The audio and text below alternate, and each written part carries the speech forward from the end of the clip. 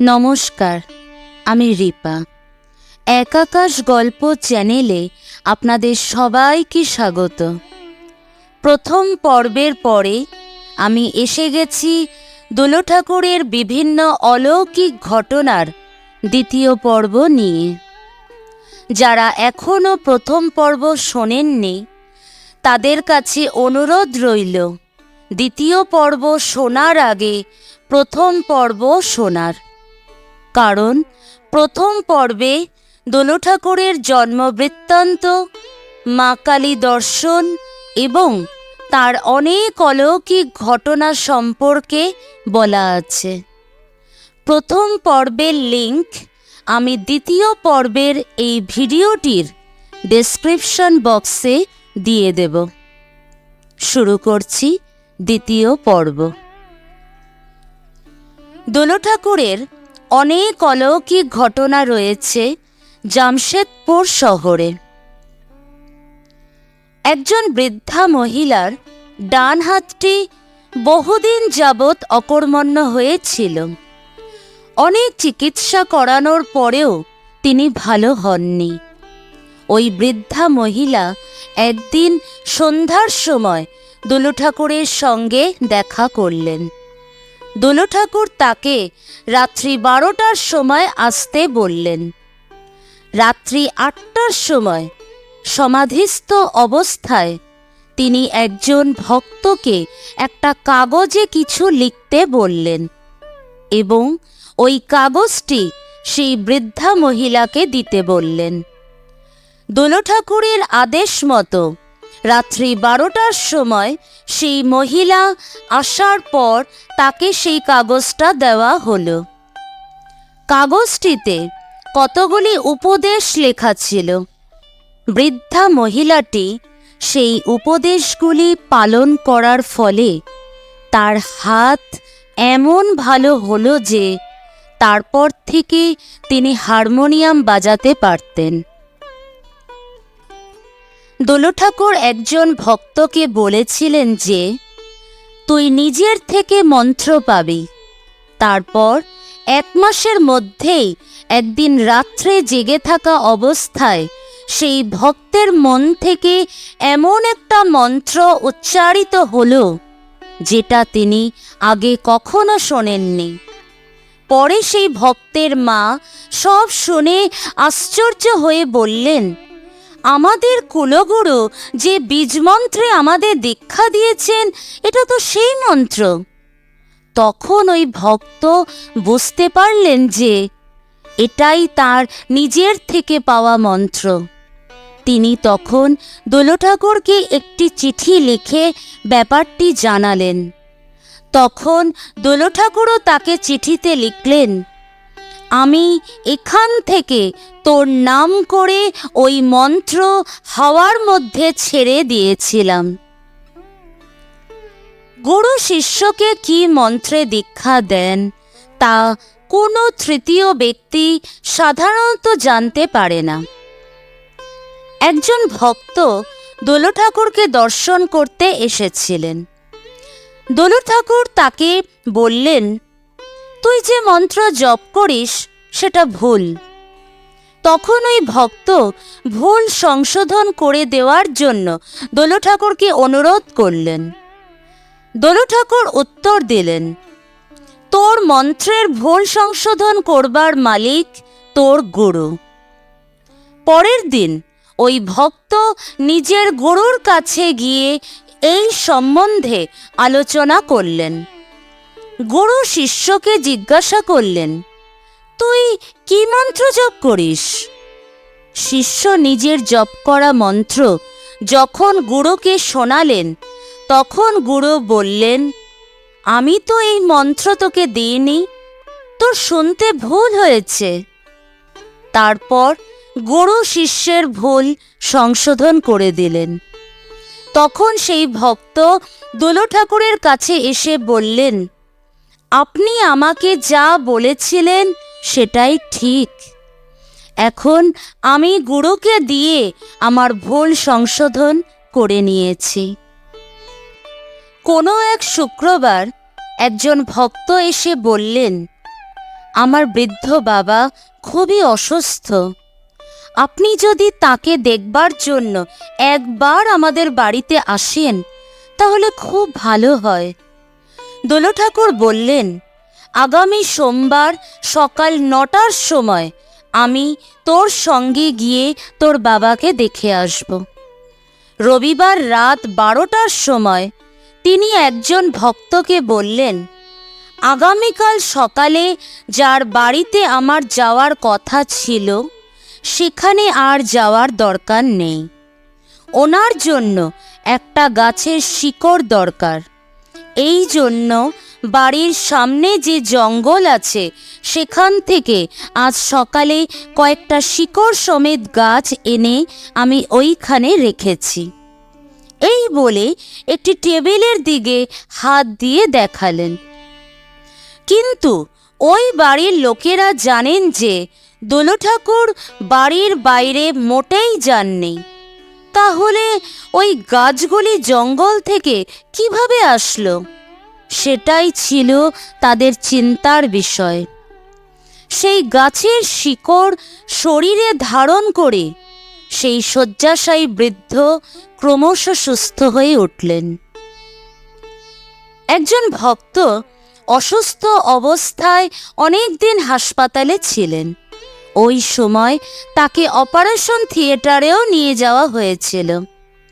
তখন ওই ভক্ত মনে মনে দোলো ঠাকুরকে ডেকেছিলেন। ক্রমশ তিনি সুস্থ হয়ে উঠলেন। কিছুদিন পরে যখন দোলো ঠাকুর জামশেদপুরে আসলেন তখন ওই ভক্ত তাকে দর্শন করতে আসলেন। তাকে দেখেই দোলো ঠাকুর বলতে লাগলেন, তুই তো মৃত্যুর মুখ থেকে ফিরে এসেছিস। হাসপাতালে যখন তোর অপারেশন হয়েছিল তখন তো আমি তোর মাথার কাছে বসেছিলাম। একজন ভক্ত সাধু দর্শন করতে ভালোবাসেন।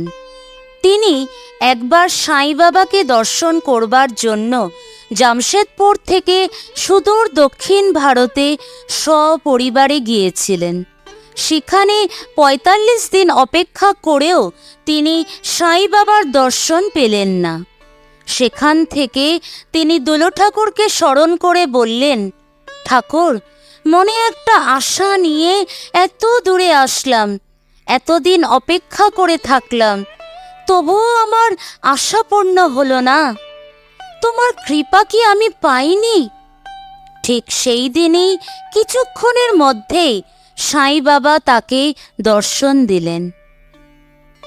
একজন ভক্তের ফুসফুসের রোগ ছিল। সেই জন্য সিঁড়ি দিয়ে কোনো উঁচু বাড়িতে যেতে তার খুব কষ্ট হতো। কিন্তু দোলো ঠাকুরের সঙ্গে দেখা করবার জন্য 4 তলায় উঠতেও কোনো কষ্ট হতো না। একদিন সন্ধ্যার সময় দোলো ঠাকুর, ওই ভক্ত এবং আরও কয়েকজন একসঙ্গে চা খাচ্ছিলেন। চায়ের কাপ রেখে দিয়ে দোলো ঠাকুর হঠাৎ শুয়ে পড়লেন। মনে হলো তিনি যেন 5 মিনিটের জন্য একটু ঘুমিয়ে নিলেন। তারপর উঠেই তিনি ওই ভক্তকে বললেন, আমি এখনই তোর বাড়িতে গিয়ে লুচি আর বেগুন ভাজা খেয়ে আসলাম। এই কথা শুনেই ভক্তটি অবাক হয়ে গেলেন, কারণ সেই দিন সত্যি তার বাড়িতে লুচি আর বেগুন ভাজা হয়েছিল। এটা ছাড়াও ওই ভক্তের পারিবারিক অনেক গোপন কথাও দোলো ঠাকুর তাকে বলে দিলেন। সবশেষে তিনি বললেন, এই কথাগুলি মা আমাকে দিয়ে বলালেন বলে আমি বললাম, সেজন্য তুই কিছু মনে করিস না। একজন ভক্ত অনেক দিন আগে থেকেই অসুস্থ ছিলেন। তিনি থাকেন 5 মাইল দূরে। একদিন রাত্রে দোলো ঠাকুরের কাছে তার আসবার কথা ছিল, কিন্তু সেদিন দুপুরবেলা 1টার সময় তার দাদার কাছে সংবাদ পাওয়া গেল যে ওই ভক্তের অবস্থা খুবই আশঙ্কাজনক। তখন দোল ঠাকুর তার দাদাকে এবং 2 জন ব্রাহ্মণকে সঙ্গে নিয়ে তৎক্ষণাৎ ওই ভক্তের বাড়িতে গিয়ে কিছু ক্রিয়াকর্ম করলেন। আধ ঘন্টার মধ্যেই ওই ভক্তের বিপদ কেটে গেল। কয়েকজন ভক্ত একদিন সন্ধ্যার সময় এসে রাত্রি 10টা পর্যন্ত দোল ঠাকুরের কাছে বসেছিলেন। যখন তারা ঘরে ফিরতে চাইলেন তখন মুষলধারে বৃষ্টি পড়ছিল। ভক্তেরা জিজ্ঞাসা করলেন, ঠাকুর, এই বৃষ্টির মধ্যে আমরা কি করে ঘরে যাব? দোল ঠাকুর বললেন, আধ ঘন্টার জন্য বৃষ্টি বন্ধ থাকবে, ওই সময়ের মধ্যে তোরা তাড়াতাড়ি চলে যাবি। কিছুক্ষণের মধ্যেই বৃষ্টি থেমে গেল। ভক্তেরা ঘরে চলে গেল। আধ ঘন্টা পর আবার বৃষ্টি পড়তে লাগলো। একদিন গভীর রাত্রে দোল ঠাকুর উপস্থিত ভক্তবৃন্দকে বললেন, সকলে ছাদে চল, শ্রী মা শান্তির জল দেবেন। ভক্তেরা যখন ছাদে গিয়ে দাঁড়ালেন তখন অল্প অল্প বৃষ্টি পড়তে লাগলো, কিন্তু আকাশে মেঘের লেশমাত্র নেই। এমনকি ভোরবেলায় সূর্যোদয়ের পূর্বে যেরূপ লাল আভা দেখা যায় পূর্ব দিকের আকাশে, ঠিক সেইরূপ একটা লাল আভাও সেই গভীর রাত্রিতে দেখা গেল। সে এক অপূর্ব দৃশ্য। কোনো কঠিন রোগী বা পাপী লোক দোল ঠাকুরকে স্পর্শ করলেই তিনি জ্বালা বোধ করেন। একদিন একজন ভক্ত তার পুত্রকে সঙ্গে নিয়ে দোল ঠাকুরকে দর্শন করতে এসেছিলেন। যখন ওই ভক্ত তাকে পায়ে হাত দিয়ে প্রণাম করলেন তখন তার কোনো অসুবিধে হলো না, কিন্তু যখন ওই ভক্তের পুত্র তাকে পায়ে হাত দিয়ে প্রণাম করল তখন তিনি জ্বালা বোধ করতে লাগলেন, কারণ ওই ছেলেটির কঠিন রোগ ছিল। দোল ঠাকুর এমন এক স্তরে উঠেছিলেন যে কোনো লোকের তাকে স্পর্শ করা উচিত নয়। মা কালী যে দোল ঠাকুরের মুখ দিয়ে কথা বলেন তারও অনেক প্রমাণ পাওয়া যায়। একদিন তিনি একজন ভক্তকে বলেছিলেন, তুই 108টা গাঁদা ফুলের মালা মা কালীর গলায় পরিয়ে দিবি। কিন্তু যে কোনো কারণেই হোক কয়েক মাসের মধ্যেই তার সেই আদেশ পালন করা হয়নি। হঠাৎ একদিন রাত্রে সেই ভক্ত স্বপ্নে দেখলেন মা কালী তাকে বলছেন, তুই এখনো আমাকে মালা দিলি না। পরের দিন সকালেই সেই ভক্ত একটি মালা জোগাড় করে একটি মন্দিরে মা কালীর গলায় পরিয়ে দিলেন। মাঝে মাঝে দোল ঠাকুরের সমাধি হয়। সেই অবস্থায় তিনি এমন জিনিস চান যা কি করে জোগাড় হবে তা উপস্থিত ভক্তগণকে চিন্তিত করে তোলে, কিন্তু আশ্চর্যভাবে সেই জিনিস জোগাড়ও হয়ে যায়। একদিন বেলা 1টার সময় সমাধি অবস্থায় তিনি বললেন, আমাকে কাঁচা দুধে স্নান করা।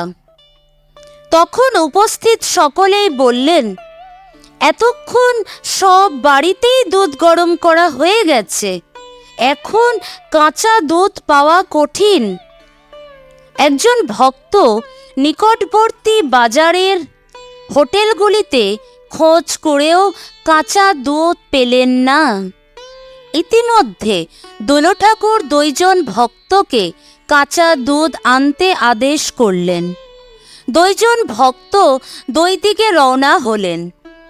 কিছুক্ষণ পরে 2 জনে কিছুটা পরিমাণ কাঁচা দুধ নিয়ে ফিরে আসলেন। তখন সেই দুধ দিয়ে তাকে স্নান করানো হলো। একদিন রাত্রি 9টার সময় দোল ঠাকুরের সমাধি হলো। তিনি কাঁচা দুধ খেতে চাইলেন, তখন ঘরে মাত্র 1 গ্লাস কাঁচা দুধ ছিল।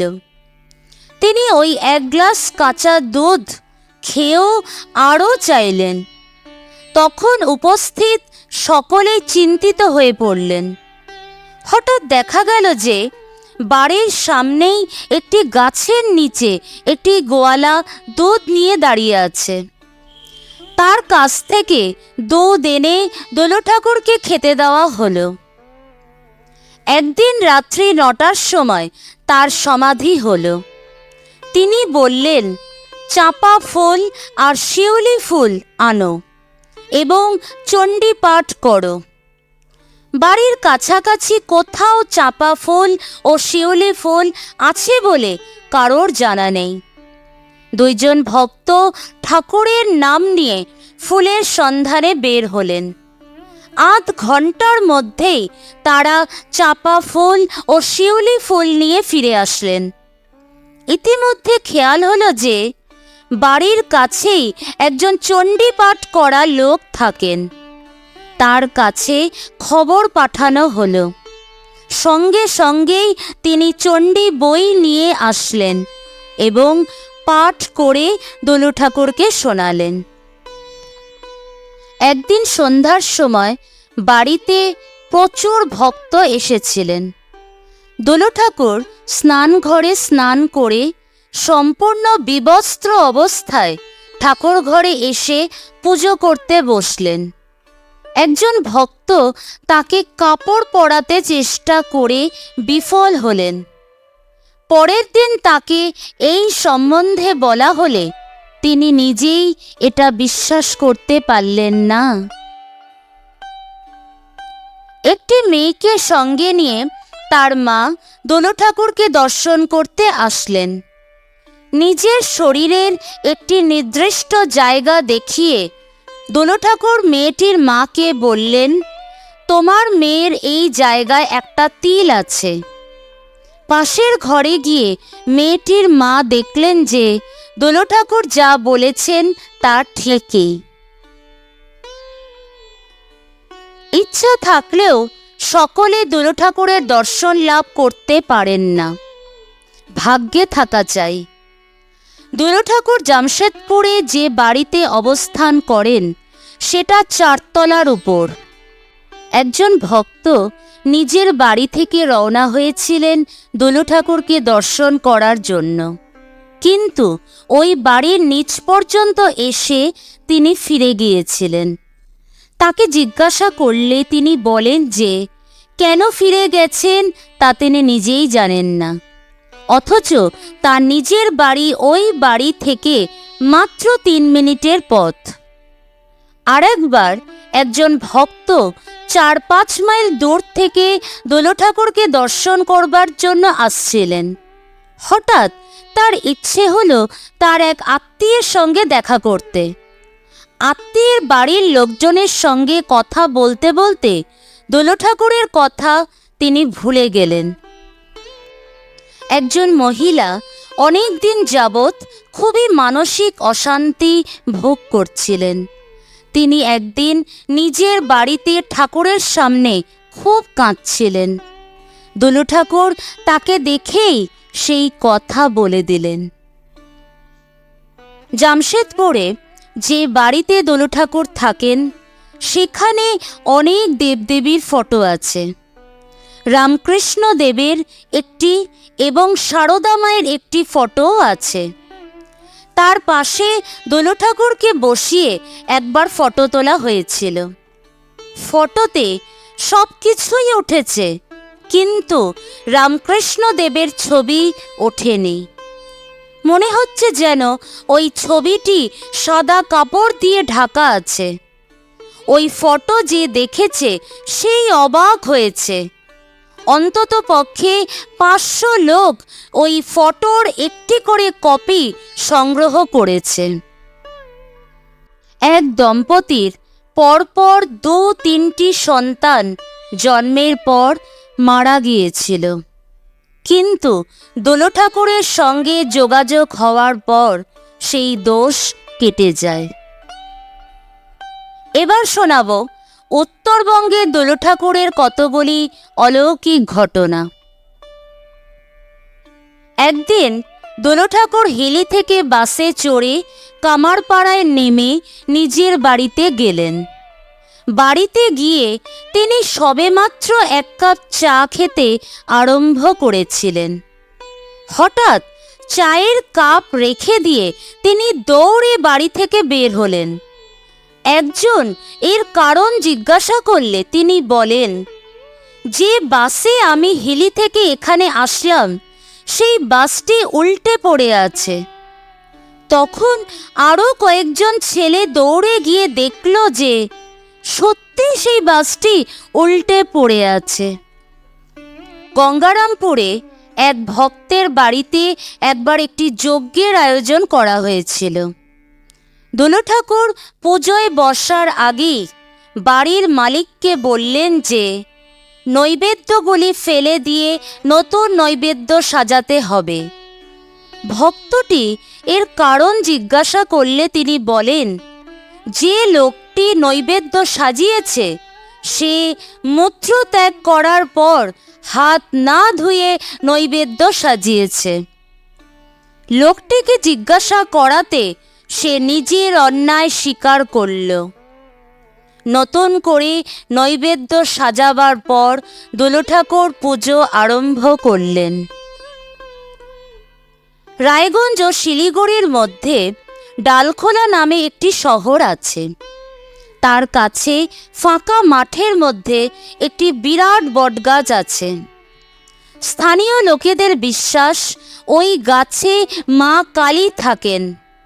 এই জন্য দিনের বেলায় অনেকে মা কালীর উদ্দেশ্যে ওই গাছকে পুজো করে, কিন্তু রাত্রিবেলায় কেউ সেখানে যেতে সাহস করে না। একবার ইসলামপুর থেকে দোল ঠাকুরের 4 জন ভক্ত স্থির করলেন যে তারা দোল ঠাকুরকে সঙ্গে নিয়ে একটি অমাবস্যার রাত্রে ওই স্থানে কাটিয়ে আসবেন। নির্দিষ্ট দিনে রাত্রি 11টার সময় তারা ওই স্থানে পৌঁছলেন। সকলেই বটগাছটিকে প্রণাম করলেন। তারপর দোল ঠাকুর ভক্তগণকে জপ করতে বলে নিজে ধ্যানস্থ হলেন। কিছুক্ষণ পরেই ভক্তেরা দেখলেন যে হঠাৎ দোল ঠাকুর অদৃশ্য হয়ে গেছেন। ঠিক সেই সময় গাছের ভিতর থেকে ফোঁস ফোঁস করে সাপের আওয়াজ আসছিল। তখন ভক্তেরা খুবই ভয় পেয়ে গেলেন। একজন পকেট থেকে একটি টর্চ লাইট বের করে জ্বালাতেই দেখা গেল যে গাছটির গায়ে একটি ফাটল আছে। লাইটের সাহায্যে ভক্তেরা দেখলেন যে ফাটলের ভিতরে মানুষের দুখানি পা দেখা যাচ্ছে। তারা আন্দাজ করলেন ওই পা দুখানি দোল ঠাকুরের হতে পারে। তখন তারা চিন্তা করলেন গাছের ভিতরে সাপ আছে, দোল ঠাকুর ভেতরে থাকলে তাকে সাপে কাটবে। এই ভয়ে চিৎকার করে তারা দোল ঠাকুরকে বাইরে আসতে বললেন। তখন তাদের সামনেই দোল ঠাকুর গাছের ভিতর থেকে বের হয়ে আসলেন। এই দেখে ভক্তেরা অবাক হয়ে গেলেন, কারণ ফাটলটির চওড়া মাত্র 6 ইঞ্চি। ভক্তেরা দোল ঠাকুরকে ভিতরে যাওয়ার কারণ জিজ্ঞাসা করলেন। তিনি বললেন, বাইরে থাকতে থাকতে হঠাৎ ইচ্ছা হলো ভেতরে যাই। ভেতরে যাওয়ার পর 2টো সাপ আমার কাছে আসলো। তাদের গায়ে আমি হাত বুলিয়ে দিতেই তারা চলে গেল। ভেতরে বেশ বসেছিলাম, তোমাদের ডাক শুনে বাইরে আসলাম। বালুরঘাট ও হিলির মধ্যে যে তিওর কালী মন্দির আছে, একদিন সন্ধ্যার সময় দোল ঠাকুর সেখানে ধ্যান করছিলেন। হঠাৎ তার মনে হলো যে 4-5 মাইল দূরে কামারপাড়ার শ্মশানে যেন তাকে ডাকছে। তখন তিনি বিবস্ত্র অবস্থায় সেখান থেকে পায়ে হেঁটে কামারপাড়ার শ্মশানে গিয়ে বসলেন। তখন অন্ধকারের মধ্যেই ওই শ্মশান বিরাট এক জ্যোতিতে আলোকিত হলো। কিছুক্ষণ পরে দোল ঠাকুর চেতনা ফিরে পেলেন। তখন তিনি একজন পথচারীর কাছ থেকে একটি চাদর চেয়ে নিয়ে পরিধান করলেন। তখন সেই জ্যোতিটাও অদৃশ্য হয়ে গেল। দোল ঠাকুরের একজন ভক্ত পদস্থ সরকারি কর্মচারী। তার একবার জলপাইগুড়ি থেকে কলকাতায় বদলি হওয়ার জন্য আদেশ এসেছিল, কিন্তু দোল ঠাকুর তাকে বললেন, তোমার বদলি এখন হবে না। পরে জানা গেল যে কলকাতা থেকে যার জলপাইগুড়ি যাওয়ার কথা ছিল, তিনিই চেষ্টা করে ওই বদলির আদেশ বাতিল করিয়ে দিয়েছেন। নরলোক ও দেবলোক, এই দুটির মধ্যে একটি স্থান আছে যেখানে বলা কঠিন এই ব্যক্তি মানুষ না ঈশ্বর। আজও দক্ষিণ দিনাজপুরের কুড়মাইল গ্রামে সিদ্ধেশ্বরী মা কালীর মন্দিরে সিদ্ধেশ্বরী মায়ের পাশেই তার সন্তান দোল ঠাকুর পূজিত হন।